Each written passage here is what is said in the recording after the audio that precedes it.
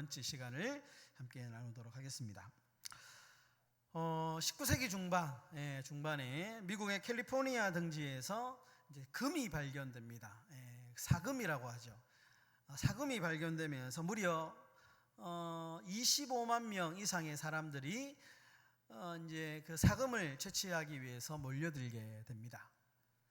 그래서 역사학자들은 이 시대, 이 금을 캐러 왔던 이 시대를 가리켜서 골든 러시의 시대다, 이제 이렇게 정의를 했고요.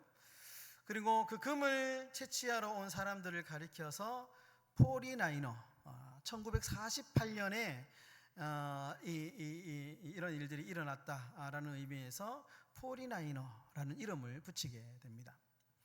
수많은 사람들이 금을 캐서 일확천금을 노리고 내가 한번 횡재해 보겠다라는 부푼 기대감을 안고 가정을 버리고 고향을 버리고 그렇게 떠나왔습니다. 인생을 올인을 하게 됩니다.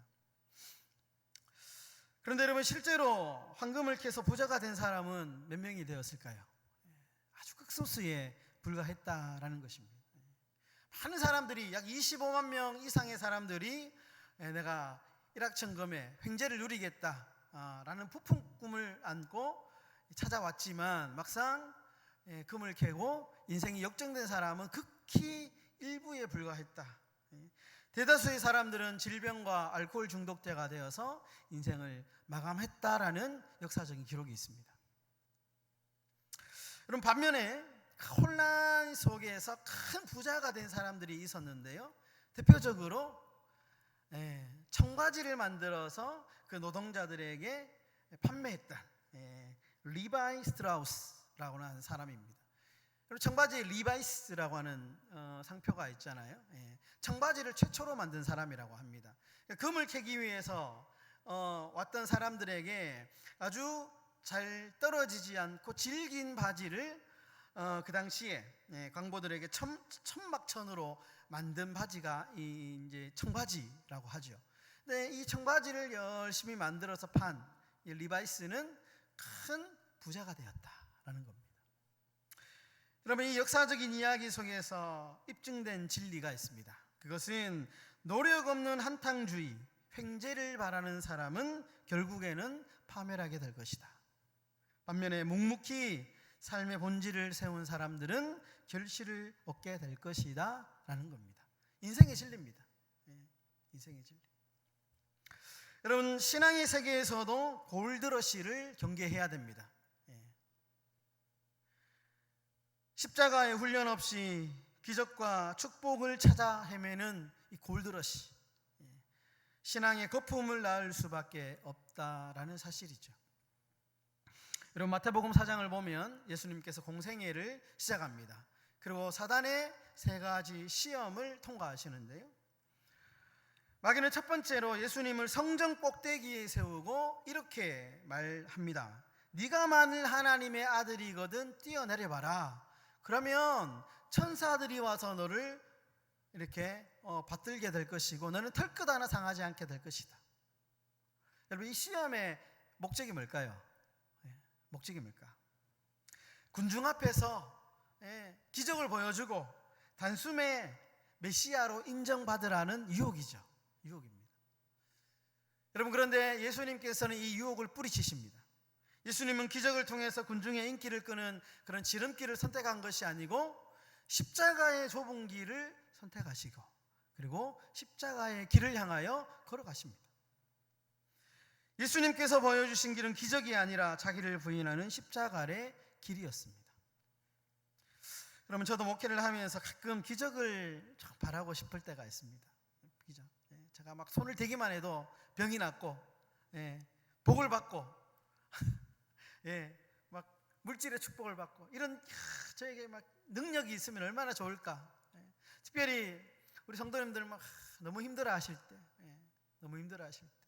질병의 고통으로 힘들어하실 때, 제가 능력만 있으면 탁 이렇게 넣으면 한 번에 나을 수 있는 기적. 얼마나 좋을까. 막 그런 기도를 할 때도 있었습니다. 여러분, 그러나 오늘 본문은 우리의 이러한 신앙적인 조급함과 얄팍한 기대를 정면으로 깨뜨리는 말씀입니다. 여러분, 오늘 우리가 읽은 신명기 13장은 이스라엘 광야 2세대 백성들이 이제 목전에 가나안 땅을 두고 모압이라고 하는 평지에서 모세의 유언과도 같은 말씀을 듣고 있는 장면입니다. 이들이 들어가야 될 가나안 땅이 어떤 땅이냐? 모세가 설명을 하는데요. 그 땅은 바알, 아세라, 수많은 이 우상들이 세워져 있는 우상의 땅이다. 수많은 거짓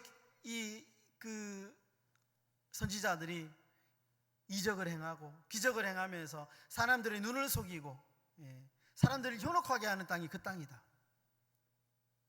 화려한 종교적인 퍼포먼스가 넘쳐나는 영적으로 혼탁한 땅이 바로 가나안이다. 그렇게 이야기를 합니다. 그 땅으로 들어가는 이스라엘 백성들에게 하나님은 놀라운 경고의 말씀을 하시는데, 거짓 선지자가 나타나서 이적과 기적을 베풀 것이고, 그리고 실제로 그 기적이 눈앞에서 성취가 될지라도 결코 너희들은 현혹이 되지 말라, 속지 말라, 그렇게 권면을 하고 있습니다. 여러분, 세상은 말합니다. 능력이 있으면 진짜다. 여러분, 그렇습니까? 눈앞에 만약에 이 병자가 낫고 죽은 사람이 살아나면 그것이, 그 능력이 진짜일까요? 여러분, 결과가 좋으면 다 하나님의 뜻이다. 맞는 말입니까? 결과만 좋으면, 과정이야 어쨌든 다 그거는 뭐 하나님의 뜻이야. 여러분, 이 말이 과연 맞는 말일까요? 여러분, 하나님의 기준은 전혀 다르게 말합니다. 하나님은 능력의 크기가 아니고 그 방향의 진실함이 더 중요하다, 그렇게 말합니다. 눈앞에 보이는 능력보다 그 능력이 가리키는 방향이 어떠한 방향인가를 보라는 것이죠. 눈앞에 홍해가 갈라지는 큰 기적이 일어나더라도 그 결과가 우리를 하나님께로부터 멀어지게 한다면 그것은 축복이 아니라 무서운 저주에 가깝다라는 겁니다. 여러분, 오늘 말씀을 통해서 이 기적이라고 하는 화려한 껍데기 속에 속지 않고 오직 진리의 말씀 위에 믿음의 닻을 깊이 내리는 복된 성도님들 다 되시기를 예수님의 이름으로 축원합니다.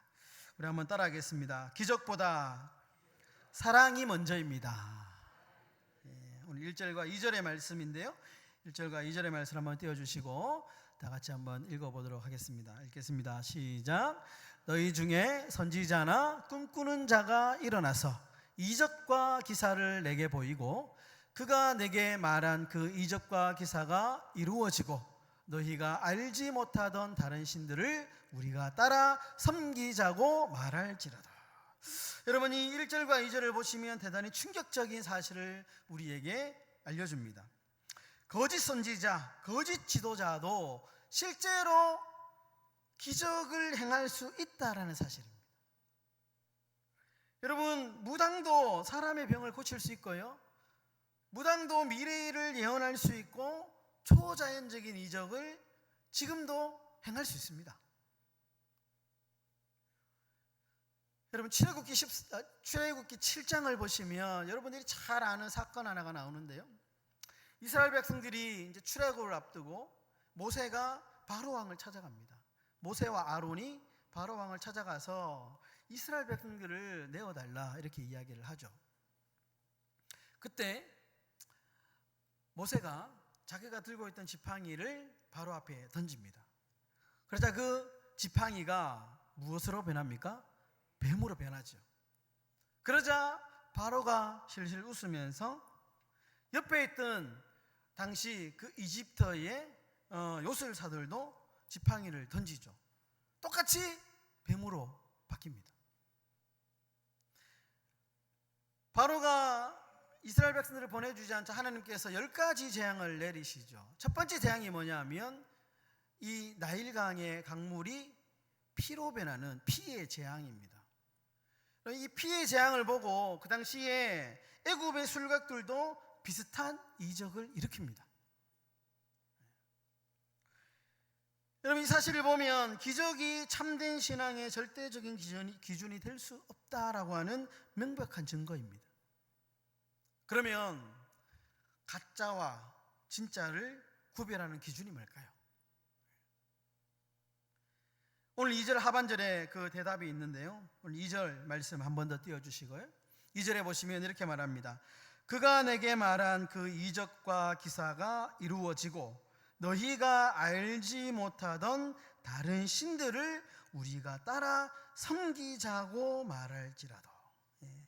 여러분, 여기서 진짜와 가짜를 구별하는 기준이 나오는데, 아무리 유창한 언변을 자랑하고 아무리 신령한 예언을 쏟아내고 심지어 질병을 고치고 심지어 물질의 축복을 주고 심지어 사업의 길을 열어주는 놀라운 능력을 행한다 할지라도 그 결론이 하나님을 경외하는 자리가 아니고 세상의 욕망과 우상의 자리로 인도하는 것이라면 그것은 명백한 속임수이고 영적인 덫이다라는 거예요.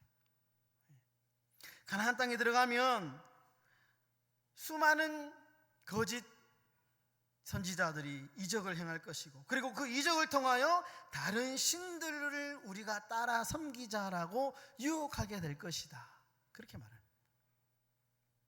여러분, 기적이 일어났느냐 아니냐 그것이 중요한 것이 아니고요, 유일한 기준은 그 기적이 우리를 하나님을 사랑하는 길로 인도하느냐 아니면 하나님께로 멀어지게 하느냐, 이것이 가짜와 진짜를 가르는 기준이다라는 겁니다. 바울은 그런 맥락에서 고린도전서 13장 2절에 이런 말을 합니다.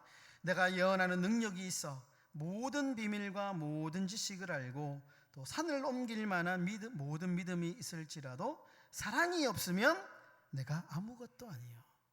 산을 옮길 만한 기적을 일으키는 믿음이 있다 할지라도 사랑이 없으면 그거는 아무것도 아니라는 거예요. 사랑하는 성도 여러분, 믿음은 내 이기적인 소원을 들어주는 그런 요술방망이가 아닙니다. 믿음은 십자가의 길이요 좁은 길입니다. 예수를 닮아가는 길입니다. 아무리 달콤하고 신비로운 체험이라 할지라도 그것이 성경 66권의 진리에 위반되고 하나님의 성품과 십자가의 은혜와 일치하지 않는다면 우리는 단호하게 고개를 돌려야 되는 겁니다. 여러분, 예전에 제가 이야기했던 영화, 짐 캐리 주연의 아주 유명한 영화 브루스 올마이티, 어제 저녁인가 OCN이라고 하는 채널에서 한 것 같은데요, 브루스 올마이티라고 하는 영화인데요, 불평불만으로 가득 찬 이 주인공 브루스가 신으로부터 전지전능한 능력을 잠시 위임받게 됩니다. 그는 토마토 스프를 홍해처럼 가릅니다. 손짓 하나로 사람들의 옷을 바꾸는 신비한 기적을 남발하면서 쾌감을 느낍니다. 그러다가 영화 후반부에 신이 브루스에게 다가와서 묵직한 대사를 하나 던집니다.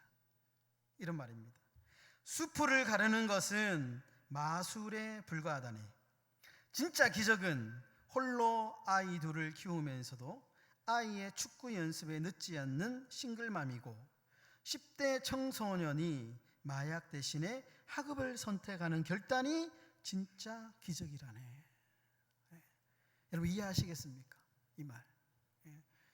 기적은 눈앞에 그 막 정말 말도 안 되는 그런 일이 일어나는, 물론 그것도 기적이지만 더 큰 기적은 뭐냐? 그 영화가 말하는 것은 평범한 일상을, 우리가 그 힘든 일상을 성실하게 담담하게 열심히 살아가는 것, 치열하게 살아가는 것, 이것이 기적이라는 거예요.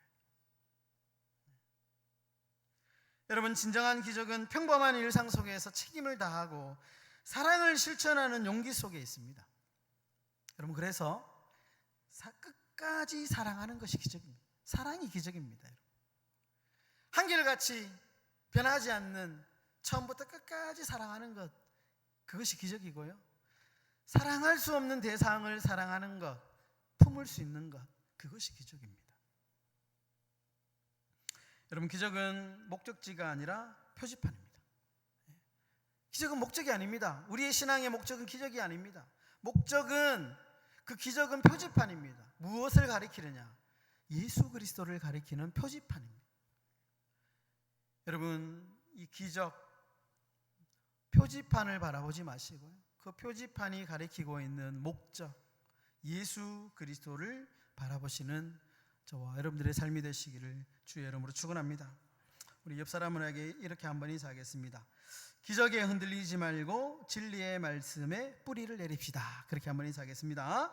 기적에 흔들리지 말고 진리의 말씀에 뿌리를 내립시다. 아멘. 예. 말씀을 정리하겠습니다. 여러분, 2세기 후반에 초대교회에 이단이 하나 만들어지는데요, 몬타누스주의라고 하는 이단이 만들어지게 됩니다. 몬타누스라고 하는 사람이 자신을 따르는 추장자들과 함께 하나의 종교를 만들게 되는데요, 이 이단의 특징은 기존 교회의 질서와 그리고 사도들의 가르침을 정면으로 거절합니다. 그리고 성령의 역사는 뭐냐? 성령의 역사는 직통계시고, 그리고 눈앞에 보이는 기적이 성령의 역사다라고 주장을 하면서 사람들이 하나의 이단을 만들게 됩니다. 수많은 신자들이 예언과 신비 체험에 매료되어서 교회를 떠나고 몬타누스주의에 빠지게 됩니다. 그러다가 도덕적으로 그 공동체가 타락하게 되고 공동체에 분열하게 되고 결국에는 참담한 결과를 낳게 됩니다. 사람들이 죽고 없어지고. 초대교회는 치열한 논쟁 끝에 이들을 이단으로 규정을 했습니다. 그런데 여전히 이 몬타누스주의의 계열이 오늘날 현대사회에도 여전히 있습니다. 눈앞에 보이는 신비한 환상, 직통계시, 짐승의 울부짖는 막 그런 부르짖음, 이런 것이 하나님과 소통하는 기도다라고 하면서 지금도 버젓이 교회 안에서 일어나고 있습니다. 여러분, 교회사 속에서 지금까지 2000년 동안 이 교회를 지켜낸 것은 그런 자극적인 신비 체험이 아닙니다. 지금까지 교회를 지켜낸 것은 사도들의 신앙 고백이, 그리고 말씀의 정통이 교회를 지금까지 지켜낸 겁니다. 여러분, 서로 사랑하고 용서하는 예수님의 마음이 지금까지 교회를 지켜낸 겁니다. 여러분, 교회가 시험에 빠지고, 여러분, 교회가 분열되는 이유는 기도를 안 해서 그런 게 아닙니다. 여러분, 제가 알고 있는 교회도 지금도 1층과 2층이 나누어져 가지고요, 서로 따로 예배를 드리고 있어요. 한 건물 안에. 그런데 1층은 2층 자기가 오르니까 2층이 나가야 된다고 기도하고요, 2층은 자기가 오르니까 1층 저놈들이 나가야 된다고 기도합니다. 지금도 그러고 있어요. 여러분, 교회가 분열되고 교회가 시험되는 거는 기도를 많이 안 해서, 지금도 기도 많이 해요. 그분들은 교회가 분열하고 교회가 사라지는 이유는 사랑이 없기 때문에 그렇습니다. 사랑하지 않기 때문에, 용서하지 않기 때문에, 예수님의 길을 걸어가지 않기 때문에 시험에 빠지게 되는 것입니다. 사랑하는 성도 여러분, 우리 행복한 교회는 말씀의 반석 위에 사랑과 용서와 순종으로 교회를 세워나가야 되는 줄 믿습니다. 19세기 설교자 찰스 스펄전 목사님은 성도들에게 이런 경고를 남겼습니다.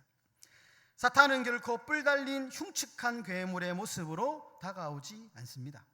사탄은 가장 빛나는 광명의 천사의 옷을 입고 성경 구절을 교묘하게 인용하며 당신의 가장 취약한 욕망을 채워줄 눈부신 기적의 손길을 내밀며 다가옵니다. 그러므로 참된 신자에게 필요한 것은 기적을 쫓는 호기심이 아니라 하나님의 진리를 분별하는 거룩한 영적인 지혜입니다. 그럼 오늘날 우리 주변에는 여전히 우리를 미혹하는 수많은 기적의 유혹이 난무합니다. 돈을 쉽게 벌 수 있다. 노력하지 않아도, 땀 흘리지 않아도 성공할 수 있다. 십자가 없어도 영광을 누릴 수 있고 순종과 회개 없이도 복을 받을 수 있다. 여러분, 이것이 바로 현대판 거짓 선지자들이 던지는 달콤한 기적과 이적의 유혹입니다. 여러분, 기적보다 사랑이 먼저입니다. 여러분, 기적보다 용서가 먼저입니다. 기적보다 순종이 먼저입니다.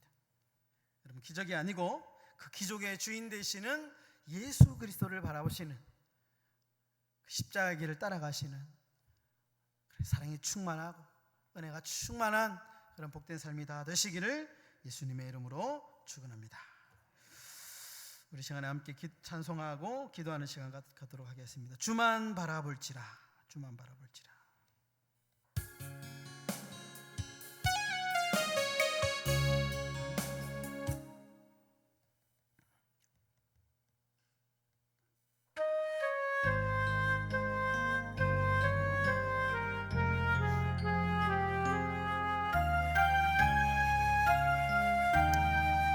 우리 함께 믿음으로 하나님의 사랑을 사랑자, 하나님의 평안을 바라보는 자, 너의 모든 것 창조하신 우리 주님이 너를 얼마나 사랑하시는지 하나님께 찬양과 하나님께 찬양과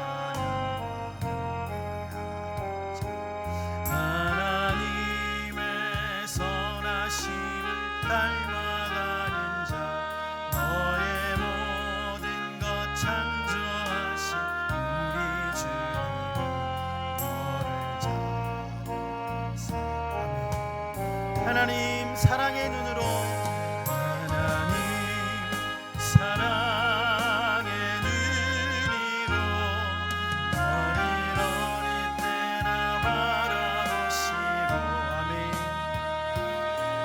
하나님 인자한 귀로서 언제나 너에게 기울이시니, 어두움에 밝은 빛을 비춰주시고, 너의 작은 신임에도 응답하시니, 너는 어느 곳에 있든지 주를 향하고 주만 바라보. 하나님 사랑의 눈으로, 하나님 사랑의 눈으로 너를 어릴 때나 바라보시고, 아멘. 하나님 인자한, 하나님 인자한 기로서 언제나 너에게 기울이시니,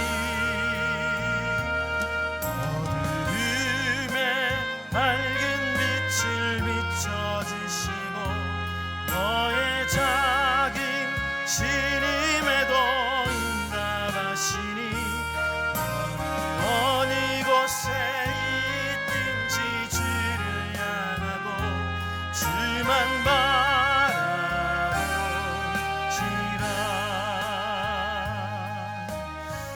이 시간 함께 우리 말씀을 붙잡고 기도하는 시간 갖도록 하겠습니다. 주님만 바라보기를 원합니다. 눈앞에 화려한 이적, 눈앞에